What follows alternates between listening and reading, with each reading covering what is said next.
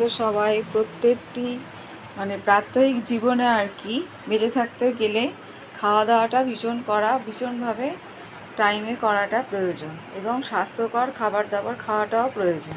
কিন্তু আমরা স্বাস্থ্যকর খাবারের থেকে বেশি তেল মশলা ভাজা জাতীয় খাবার খেতে বেশি পছন্দ করি। তা আজকে আমার সেই রকমই কিছু খাবার দাবার নিয়ে হাজির হয়েছি। যেমন আজকে করেছি কুমড়ি, এটা তো তেল জাতীয় খাবার, এটা ভাজা খাবার। আর এখানে করেছি ঢ্যাঁড়স আলু পোস্ত দিয়ে তরকারি করেছি। এখানে করেছি তোমার ভোলা মাছ আর কি, সর্ষে বাটা দিয়ে ঝাল করেছি। আর এখানে ভাত করেছি, আর এখানে ডাল করেছি। এটাই হচ্ছে আজকে আমাদের লাঞ্চের মেনু। কেমন লাগলো অবশ্যই জানাবে, আর লাইক কমেন্টস করে পাশে থাকবে। টাটা।